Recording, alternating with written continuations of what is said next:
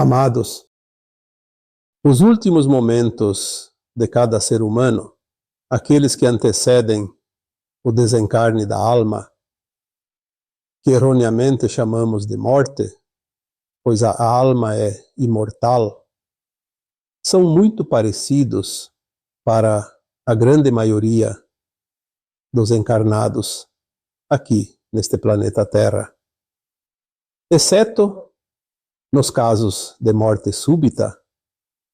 Há sempre um tempo para que a consciência reavalie sua encarnação que está sendo concluída. Momentos antes do desligamento, o moribundo vê em sua tela mental toda a sua vida, desde a infância até o presente momento, como se assistisse ao filme de sua vida. São momentos rápidos, porém suficientes para que fique bem visível toda a sua história nesta atual encarnação. É nesse momento que ele sente uma paz consoladora ou um horror indescritível. Se fez por merecer a paz neste estado mais elevado de sua consciência, já começa a vislumbrar cenas de um mundo angelical, o que provoca nele uma confiança que antes nunca sentiu. Porém, se o filme for de horror, as imagens que se seguem em sua mente são de monstros e cenas dantescas, as quais provocam um medo jamais sentido em vida corpórea.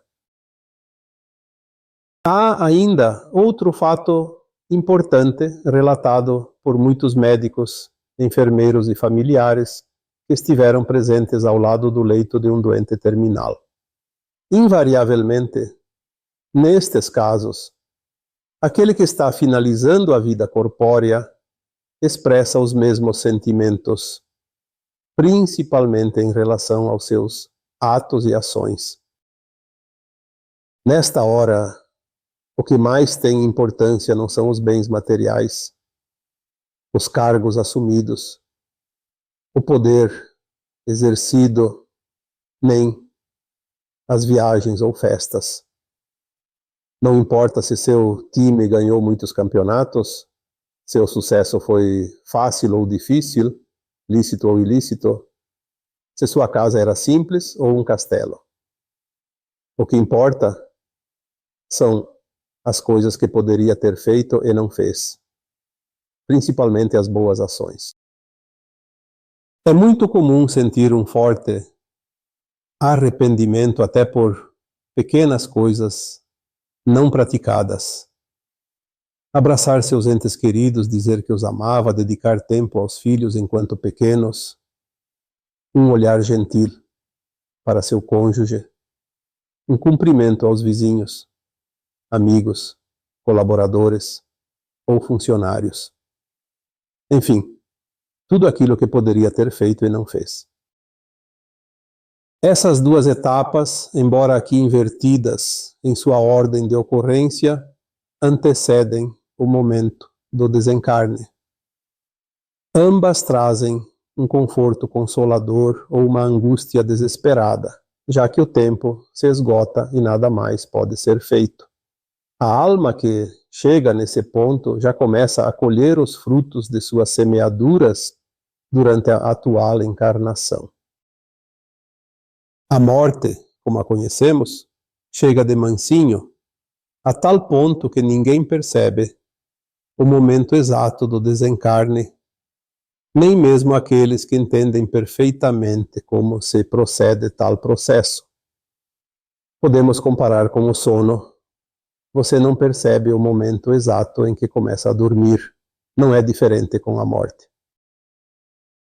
Os minutos, horas e dias que seguem ao desencarne são muito diferentes para cada alma. Ali também há situações distintas para cada um. Tudo de acordo com a forma de vida vivida anteriormente. Esta parte é muito bem explicada através da codificação do Espiritismo, feita por Allan Kardec. Há também muita informação trazida pelos próprios espíritos desencarnados que se manifestam durante trabalhos mediúnicos, seja nos centros espíritas, nos centros de Umbanda, nas salas de terapias quânticas e tantos outros momentos e lugares.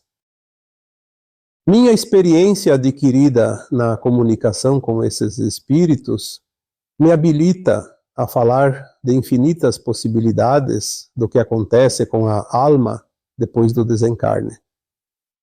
Mas o que importa mesmo é que cada um de vocês tenha muito bem delineado na consciência o seguinte: não há nada que se possa fazer após o desencarne. Tudo é decidido aqui em consciência, enquanto estamos encarnados. Logo após o desencarne, a alma sente-se perturbada, pois não sabe que desencarnou. Vê-se num corpo e, ao mesmo tempo, vê seu próprio corpo como se fosse outra pessoa. Depois vê seu próprio funeral. Tenta se comunicar com as pessoas, pois ouve tudo o que elas falam, inclusive seus pensamentos. Porém, ninguém lhe dá atenção. Essa confusão pode durar horas, dias ou anos, dependendo de como cada um entendia a vida antes de desencarnar. Como disse, tudo é sequência e também consequência. O arrependimento é uma companhia desagradável no além-túmulo. A alma, após se convencer que desencarnou, começa a lembrar de sua última encarnação em detalhes, e ao reconhecer suas ações que não foram voltadas ao bem e à evolução, surge uma dor inconsolável. Esta pode durar pouco tempo ou até séculos, mesmo que a impressão de tempo lá seja diferente. Na verdade, é apenas uma sensação, pois o tempo não é real. Passado esse período, a alma recebe a oportunidade de ser levada às câmaras de retificação nas colônias espirituais da Terra, amparada, cuidada e curada de suas dores, pois o corpo espiritual pode ainda estar sentindo alguma dor do corpo físico que tinha antes do desencarne. Ela começa nos pequenos trabalhos da casa e no auxílio dos que continuam a chegar naquela colônia.